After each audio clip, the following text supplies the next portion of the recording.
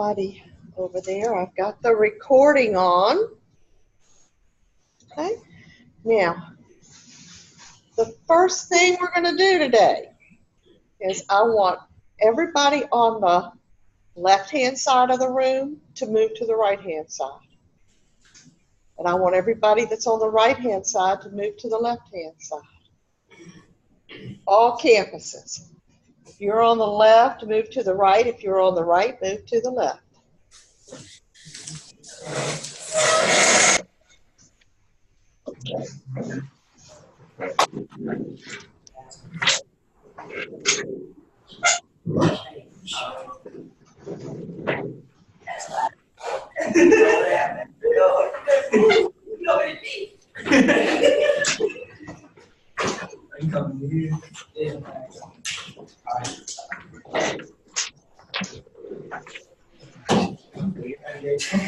Okay.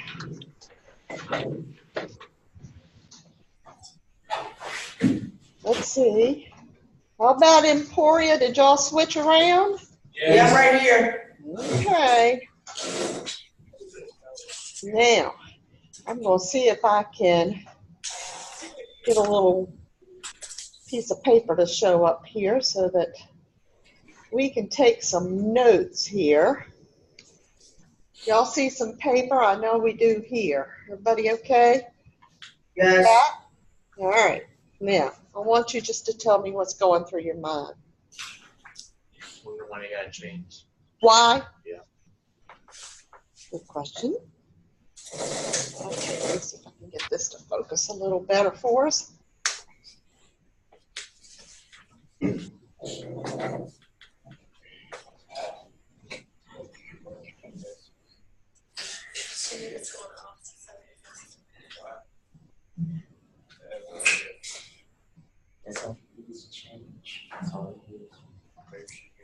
What else went through your mind?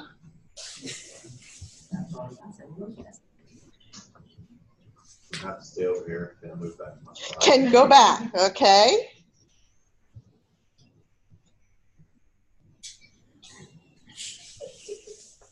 All right.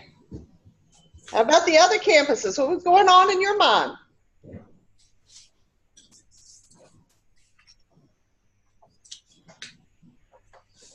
Y'all have no minds today? Daniel campus, what's going on in your minds? I think we had the same question of why. Same question, why? Okay. All right. How about the Emporia? Y'all are questioning why also?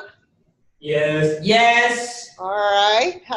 Here we have computers. Did any of you think about, oh gosh, I've got to shut down my computer? Yeah. All right.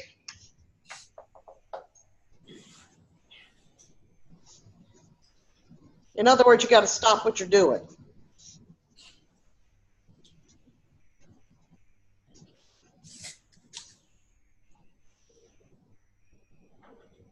And you still don't know why. Okay.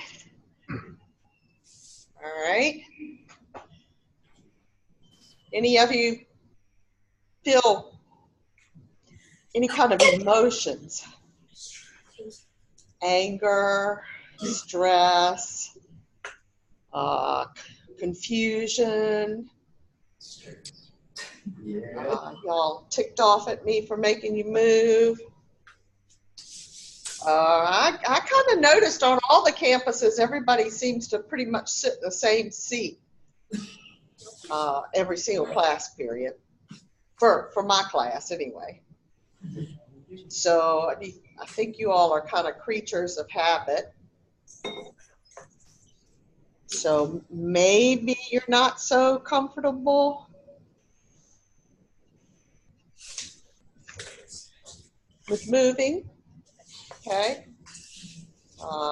Maybe you're not sure the computer's going to work over here like you want it to. It doesn't? It does. Oh, it does. Okay. All right. That's good, because you never know around here when your computers are going to work or not.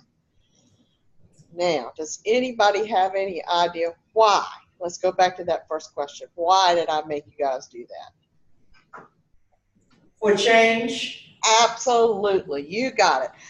The title of this chapter is Change, okay? And just a simple change that we had here. Stop that share and go back to me. From one side of the room to the other caused, at least caused you to question why we're doing it. Even if you didn't feel uncomfortable, it might have made you stop what you were doing. You had to pick your books up and move over, so it took a little time, okay? And the question about, can I go back? Can I get back to where I was before? Okay, now we're going to take that and talk about how change is perceived in an organization and how maybe I could have done some things a little better to make this an easier exercise. Like starting off by telling you why I want you to do it rather than just telling you to do it. Okay, I also, we could come up with a lot of different scenarios about what's going on. So before I go any further, if you're absolutely just dying to get back to your other spot, feel free to move back. I'm going to hand out the handouts for this chapter. You guys, I did put them up there near the computers if you haven't gotten them already in Keysville. So you haven't, hopefully, I see some papers on your desk. Maybe you all are getting used to finding them there. Would y'all also pass around a roll for me there in Keysville, and I will get one going here. But again, if you wish to move back, feel free.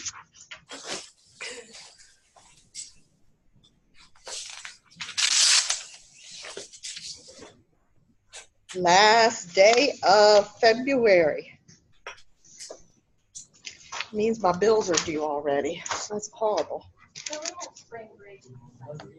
Next week for Southside, there's spring break, yes. So there is no class next week. All right, so I'm going to pass out, this is last week's, and then this week's. Not last week, Tuesday's. Tuesday was a rough day for you guys.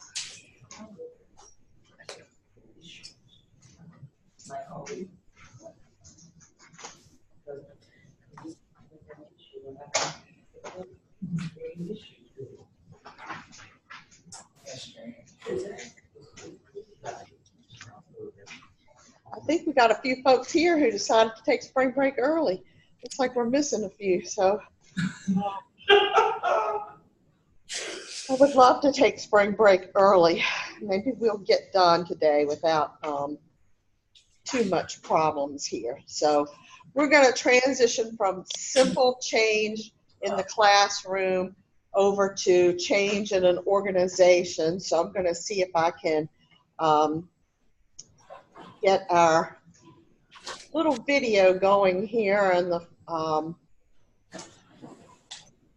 short 3.5-minute video about change that we can all take a look at, and that'll kind of move us over into the realm of managers in a company. Before we get started with this, let me just say that this video happens to be a promotional video for a company that's trying to sell their services to help with change management. So if you feel like you're being sold something at the very end of the video, they are trying to.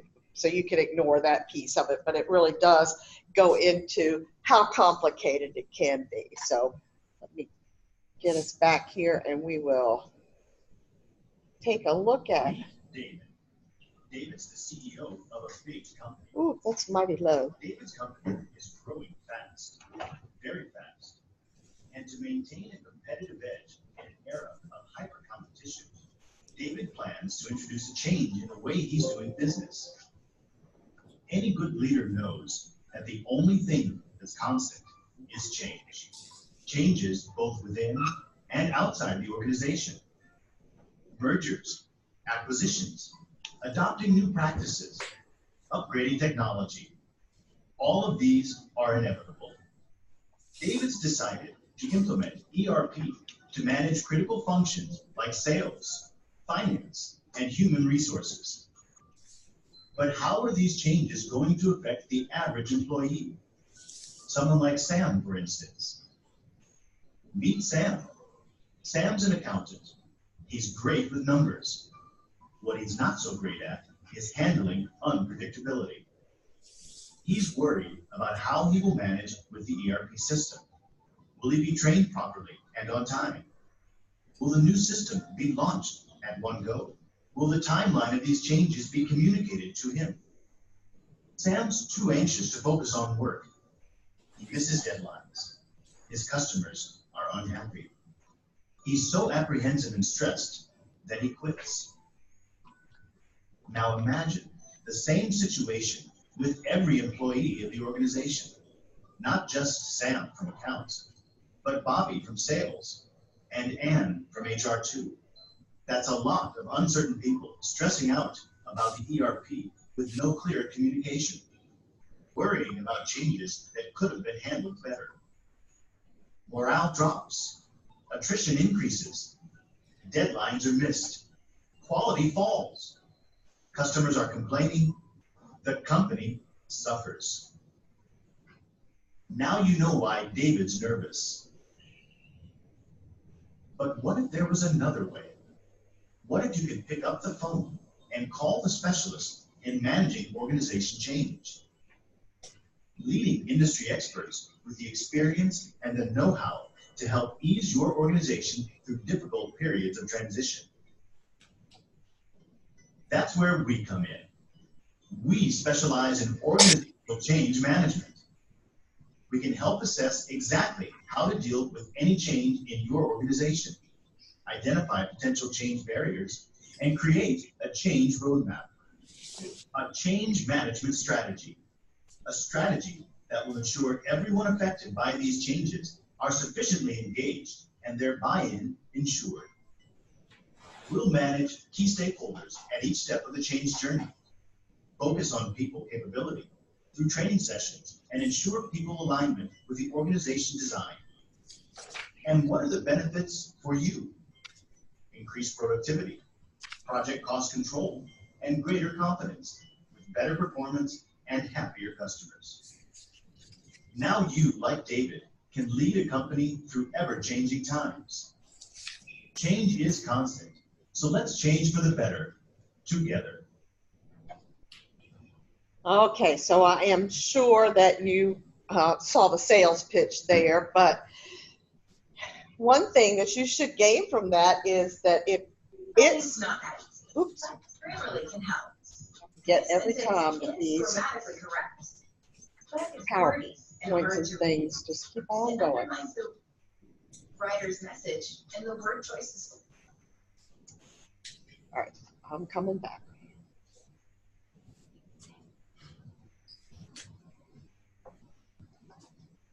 Okay, so if change is so important that some firm has actually found it profitable to go in and help show you how to do it, I would say that that is reason enough for us to study it in this class, because it does affect all businesses. So, you know, we did a simple little change in here, but if you've ever worked in a company that was undergoing a tremendous change, you know how stressful it can be on the employees, okay? You know, some of them might actually quit like the fella did on our video.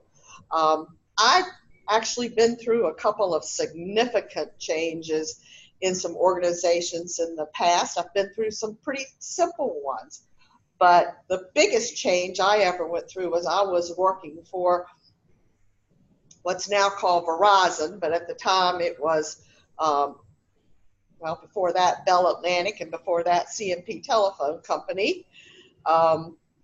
We went through divestiture, which was where all of the Bell system, and CMP Telephone was one of those, all the Bell system companies were broken apart from AT&T. So we had whole new reporting structure. We had even the stock of the company was sold, and you know, our employee distributions were sold. You didn't know who you were going to be working for a while, whether you were going to be staying with your local company or whether you were going to move on with AT&T. And most of the people that moved on with AT&T had to move to New York and New Jersey, and that didn't sit well with some of us Southern folks. So, you know, we didn't know who our bosses were going to be. It just was a major, major upheaval. And it was something that was brought on because of legal issues. So it was not something that was totally prepared for ahead of time. And the Bell system happened to have a very, very strong corporate culture. People who worked for it felt like that was their family, even though it was a monster organization. So it was really hard to tell you that you're no longer going to be a part of that family, or you don't know where you fit into that family. I know I've tried to invite them a million times and it won't come on. So let me see. I went into invite and I tried here and I did it like 5 times. Now this time I finally got a date. Sorry, it's yes. Thank you. My class will attest that I tried many, many times to get Alberta going. So Can you hear us all right? I can. Yeah, the issue, another instructor signed into the wrong profile and then they didn't sign out. Back Ah, yeah, about that. blame it on faculty, I know. Have a good one. Okay, well, just to catch you up real quick, we did a little exercise where I required everybody in the class to change seats, just so that you could experience what change might do to you. And then we watched the video that was the first thing listed there under the assignments under Chapter 11. So you're going to need to go back and look at that video again. So, you know, change is something that some people embrace. Other people just can't stand it. It tears them up and they actually quit the, you know, organization. So we all have different personalities, and how much we accept change or how much we adapt with it or how much we actually instigate change really depends on our own personalities. So I thought about simple things like when I was growing up, when I came home in the afternoon, I never knew what my mother had been up to. She changed the furniture around just about every week. She was a change instigator. As opposed to me, my furniture got placed in the house when I moved in, and it hadn't moved since. Okay? So, you know, that's just a little simple indicator as to whether you are the kind of person that likes to keep things status quo or whether you like to change things up a lot. So, you know, different strokes for different folks. And I'm not saying one way is any better than the other, but we're going to try as managers to make change a little more acceptable for our employees, because the last thing we want is to see all those negative things take place, the loss of employees, the attrition, the low morale, that kind of stuff. So let me see if I can get to my hard point, which is sharing the PowerPoints here. And let me see, I need to go back to my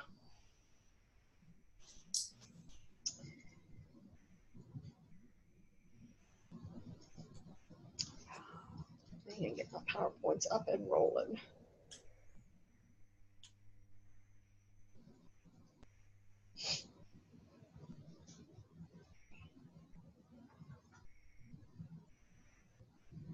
And now let me see if I can share that.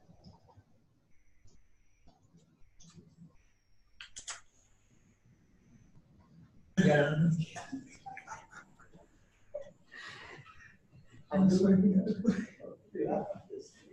was good because they're and those almost done already. It's what that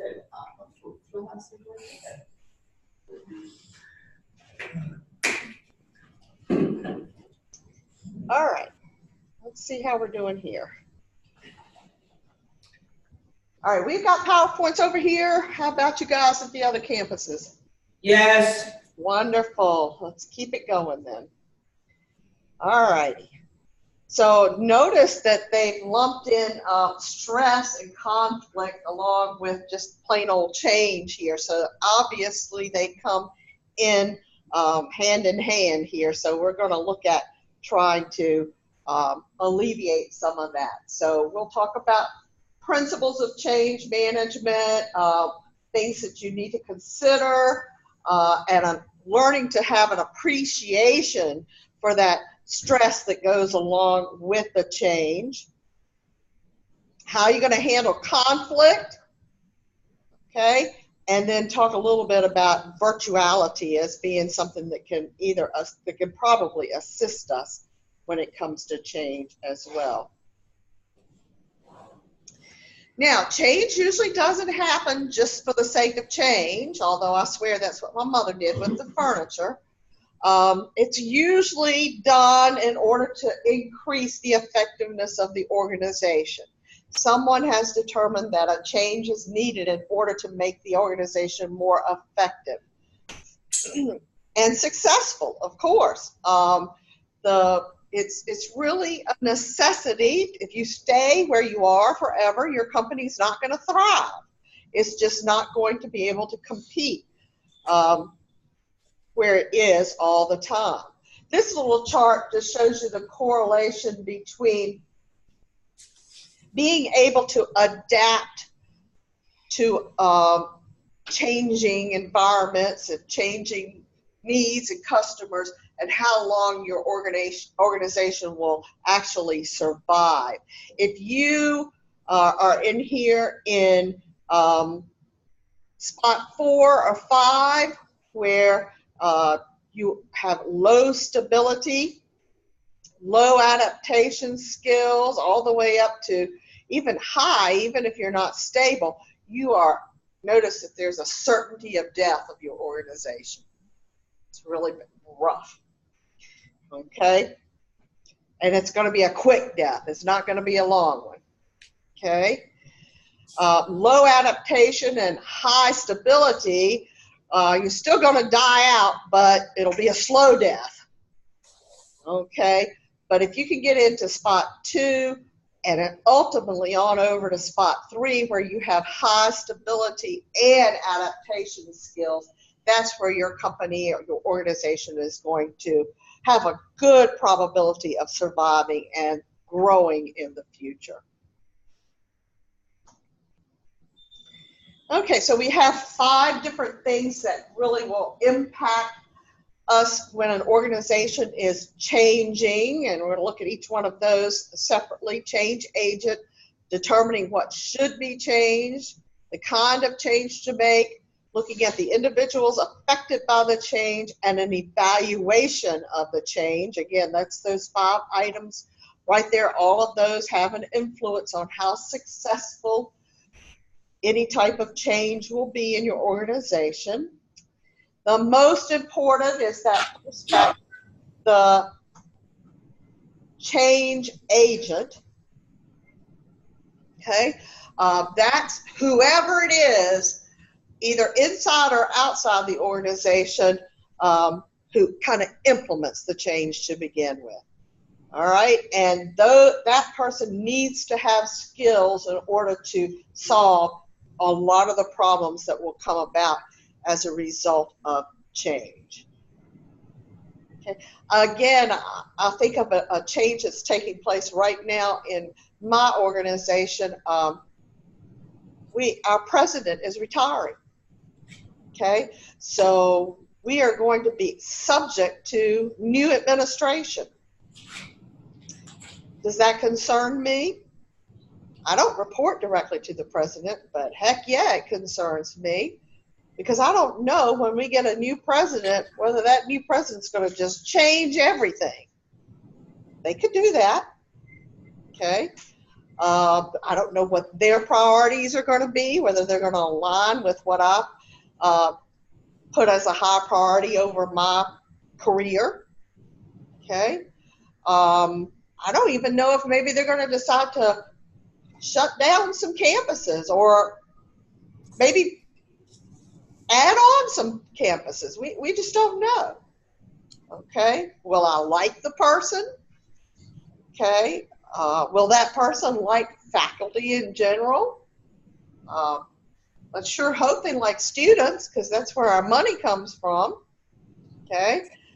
But again, that's a pretty significant change in an organization when you see your top leadership changing.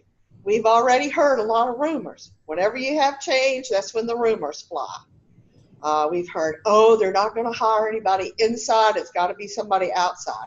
But then we also have heard rumors, so-and-so has applied for the job already, and that person's walking around schmoozing everybody. Rumors are abundant, and you surely don't want to tick off anybody that you think might actually turn out to be your president. So you have to be careful. You're going to need to look at people factors, structural factors, and technological factors whenever there are changes taking place. The people factors is a lot of what I've been talking about as far as attitudes, leadership skills, and communication skills. How's our new president going to communicate with us? Is he going to be the kind of communicator who sends me personal emails, or is he going to walk around the office and come to my office and talk to me personally? Is he going to be a leader who is a dictator type leader, or is he going to be the kind that is a team type of leader? We just don't know. Okay. Structural factors would be the policies and the procedures. He might change the way faculty are paid. Okay, he might change the criteria for a class to make. He might change who I report to. Okay, and then technology, of course, what kind of equipment and processes are going to be needed to assist the employees in the job to perform their job. That's going to follow through whenever there's change as well. So all three of those, people, structural, and technological factors, will determine the effectiveness of the organization. So you have to look at all different points there. You can make a change which is purely technological, which means you're changing the technology being used. Your company might go to a completely different computer system. Suppose they said, we're going to take out all the PCs and put in Apples. And I'm talking Apple computers, not the kind you eat, okay? That would be a significant change, because everybody who's been used to daily working on their PC is now going to have to learn how to work with an Apple, which is a little bit different. Okay? Structural changes deals with who's reporting to who, and how that organization chart, of course, is set up. Okay? We've heard, again, this is a rumor, right now the two largest campuses each have their own vice president. We've heard that they might combine those. We've also heard that they might combine the vice president and the dean's jobs, which would mean I'd have somebody new I'd be reporting to probably. So that's a structural change. We went through that the last time we got a new president. We used to have provost, campus provost, and we don't have those anymore. We have VPs that handle different things. Okay, organizational development, OD, that's a people-related issue, that focuses in again on the human resources side of things.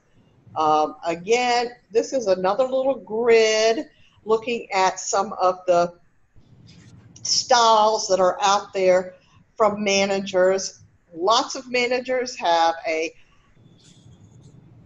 different level of concern for people and for production. Okay?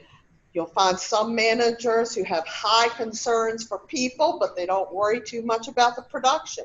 But then you find a lot of others who are only worried about production and could care less about the people. Ultimately, what you want to do is to get into this 9-9 up here in the top right corner. A 9-9 manager has a high concern for people and production. Although it's certainly possible that we have managers in all levels out there right now. But hopefully you need a little balance there between people and production. Hard to do though sometimes, okay? It's very time consuming to weigh heavily on both sides of things. Say your company is under a deadline to produce a certain number of products for a special project. It's going to be kind of hard sometimes to focus in on the people. All right? It's also very difficult to evaluate how effective you are that way. Sometimes the objectives are vague. It's hard to measure the cost. Sometimes it can be very expensive to implement a program where the concern for people and our production are equaled out. Okay, so we kind of experienced that resistance to change a little bit. I saw some folks hesitate when I said get up and move. I don't know that any of you really had fear of personal loss, but you might have thought, I've got something on the computer right now, I'm going to lose that. I don't know. Okay, or maybe you are afraid of losing contact with that person that's you've been sitting next to all semester, and you don't want to lose out on that. I don't know. Maybe you think your prestige was going to be reduced because you were no longer sitting where the teacher had direct eye contact with you, or where the other students could see you. Maybe I was messing around with your social and your working relationships. Okay, one thing I noticed over here, even after you moved, y'all all tend to move laterally, but nobody that was on the back went up front, except for one who was a little bit out of the way. And that was probably a default because there weren't that many chairs over here. But some of you may have actually established social or working relationships in the classroom, and you didn't want those to be messed with. Okay? Personal failure. Okay? If I move to the seat that's in front of the teacher, I just won't be able to concentrate. Okay? You know, it's all kinds of reasoning that can go behind it. So what I could have done to make this a little bit easier to slow down the resistance to that change that we did was I could have avoided a surprise. I could have told you Tuesday, when we come to class on Thursday, we're going to all change seats. That might have made you feel a little better. You might not have already turned your computer on. You might not feel like you're going to lose out on anything. Promote genuine understanding. I could have said, now I know y'all are not going to like this, and I feel for you, but I promise it's not going to hurt. Would you please change seats? Okay. Maybe not quite that extreme, but that might have reduced the resistance a little bit. And I could have set the stage for change. I could have told you up front the whys. I could have said, we're going to do an experiment involving change because today our chapter is about change, and you know, maybe that would have set the stage a little bit more for you to accept what we were going to do. Don't forget, when the change is all done and over with, you need to evaluate it to see if it was successful. You need to modify it. You need to change things in the future. when we come back in after spring break, do you think anybody's going to change over to the new seats that they were in before? Or y'all think you're going to go back to the way you were? All right, so you're probably going to be you're probably already evaluating that change. I don't like it over here. I want to go back to my old seat. I don't like the way the computer's pointed. I can't see the screen as well. Okay, so you know, you're doing an evaluation process already of that small change. But I can tell you that when all of the Bell companies were divested from AT&T, they did go back and look and say, is this the way we best handle things? And they decided to group several of the companies into regions rather than just leave all the individual telephone companies out there separate. So change is going to take place again and again. Stress affects us all. 3 times today I have sent a note to my daughter. I am so stressed out. Okay. I've had a number of deadlines due today. I had a budget that had to be submitted to my dean. I had graduation applications that had to be approved and substitutions made. I had my own classroom work that needed to be done. I have, in case most of y'all know that I'm truly an accountant, it is now wonderful tax season, and I've had about a stack that high of my coworkers bring their taxes to me for me to do for them. Okay? Including my own daughter, who can't get her crap together enough for me to understand what to do to finish her taxes if she wants to know whether she owes money or not, you know. I can't tell her. Okay? And on top of all that, I had some personal things going on this week.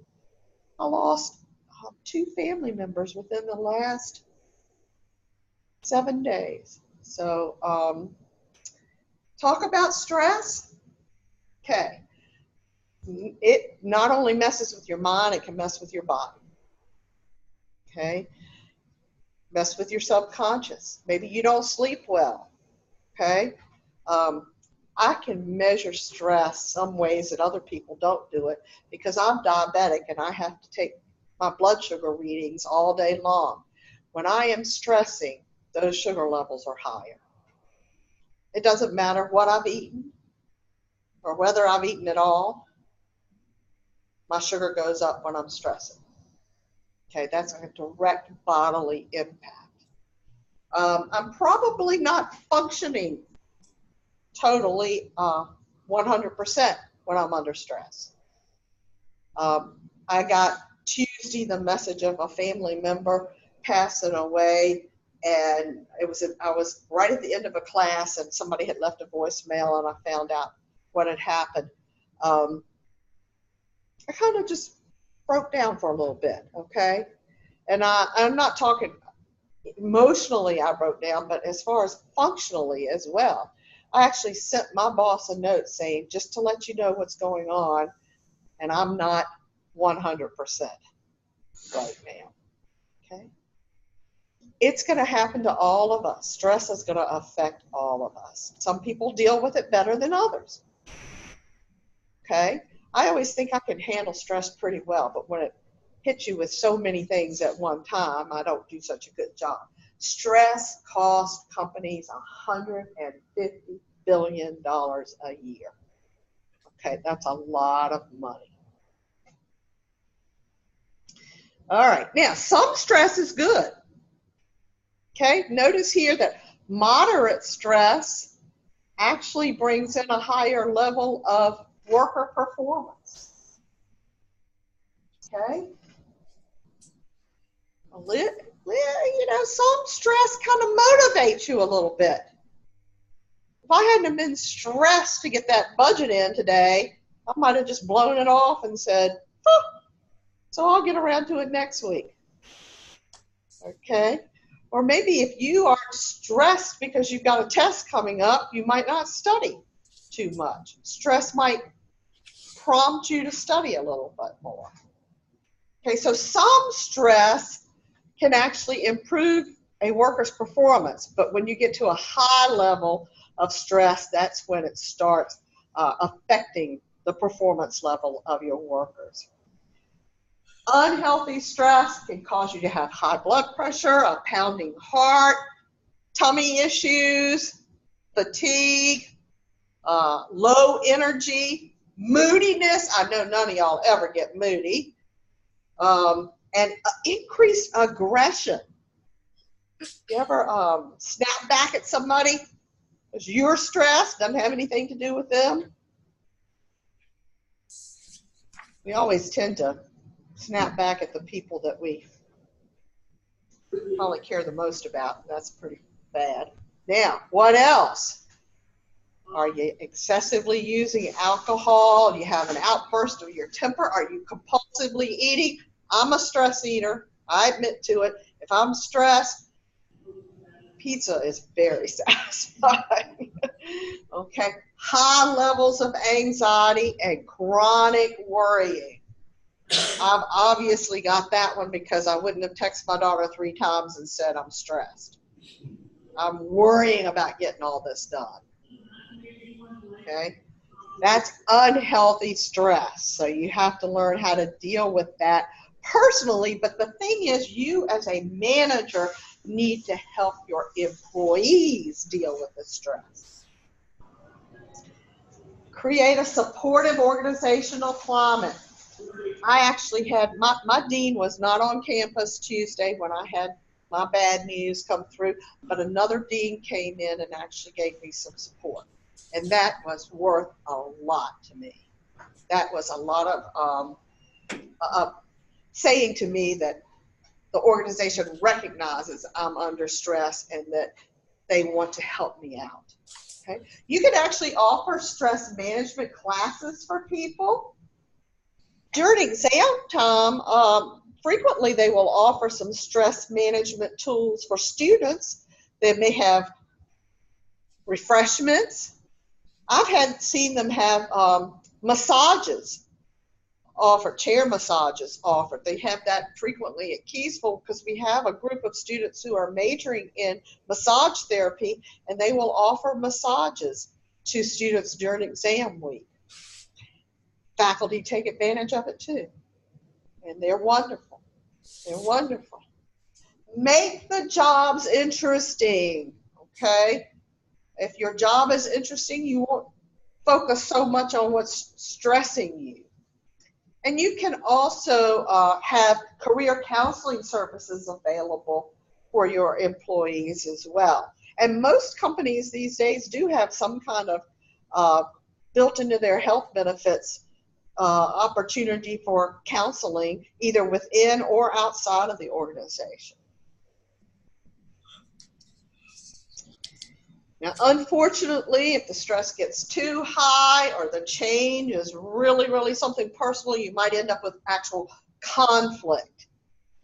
Conflict where you've got 2 or more people that have opposing viewpoints on things. It can be positive for the organization.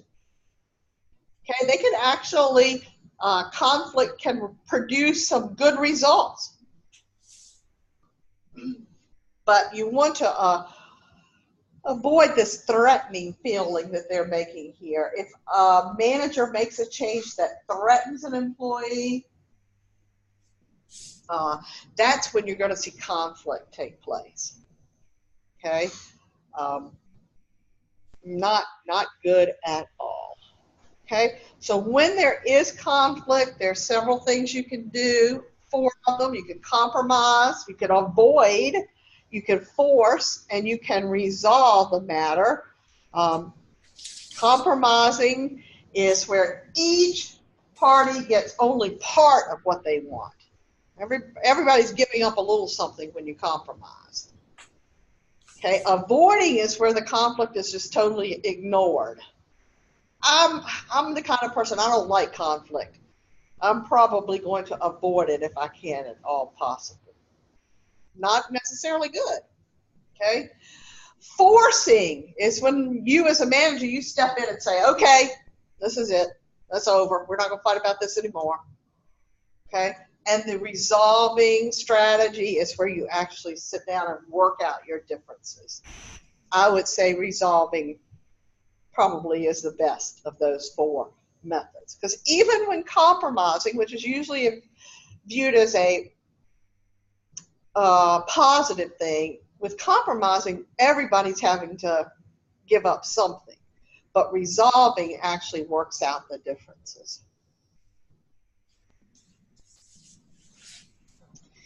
Virtuality is the opportunity, of course, to use lots and lots of technology out there these days that can connect us beyond just the traditional buildings that we all work in.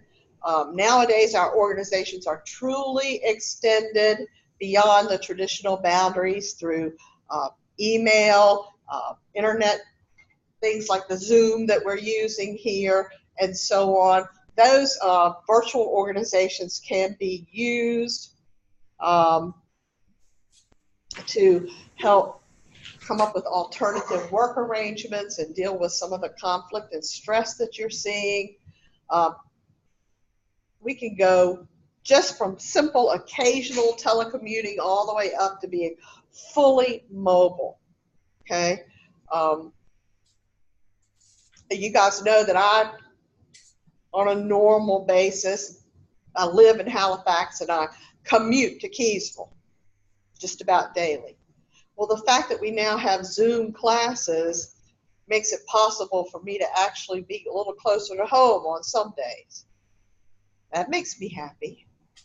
Okay. Used to be if I had a class in South Boston, then there was no way I could be there for my other students in Keysville if I were here. So splitting my time made somebody have to give up something along the way. But now I would say I'm pretty mobile. Okay. If I am here teaching a class, I still have connectivity to the remaining students via email or in this classroom through Zoom. We're going to see more and more of this take place in the workplace. I think probably not in my lifetime will I be a fully at-home worker, but I do think a lot of faculty may end up teaching from home before it's all over with. We've already gone to these online classes where you don't even see the faculty member half the time. So lots of changes. Virtual offices are still some differences. More difficult to create that culture and more difficult to get your employees involved. I know the few faculty that we do have that teach purely online, they seem to be kind of out of the loop. You know, they don't know what's actually going on in the organization sometimes. Harder to supervise employees where you're in a different location than they are, and certainly more difficult to communicate with them. So some positive things, like I get to travel less miles to be here, but some negative things too, because when I'm here, I'm not with the rest of my coworkers at a main campus location. So, you know, pluses and minuses.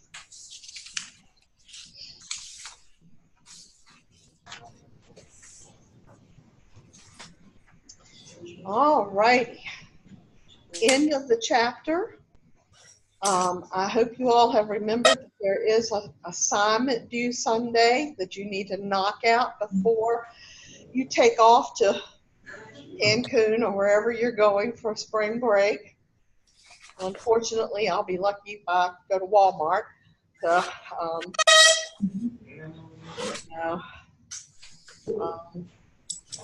I do hope some of you do have some pleasant downtime, and that's why I want you to go ahead and get this assignment over with. It is, again, one of those assignments where there's no right or wrong, but I am looking for your ability to come up with your own mission statement and incorporate some of the things that you have learned in the class.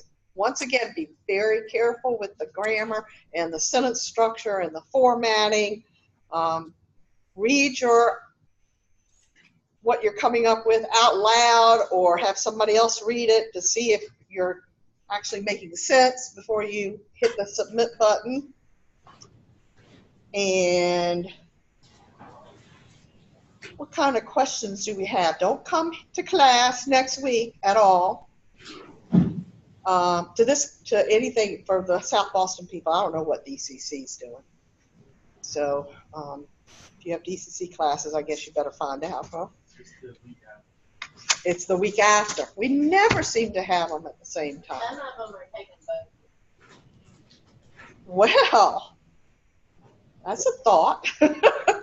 Unfortunately, maybe if I were going to Cancun, I would take 2 weeks, but I guess I better not do that. So I will be back the following Tuesday from the Keysville campus. So hopefully we'll be moving right along, and after spring break, it'll all go pretty fast. And I hope y'all have a wonderful break. Anybody have any questions about anything?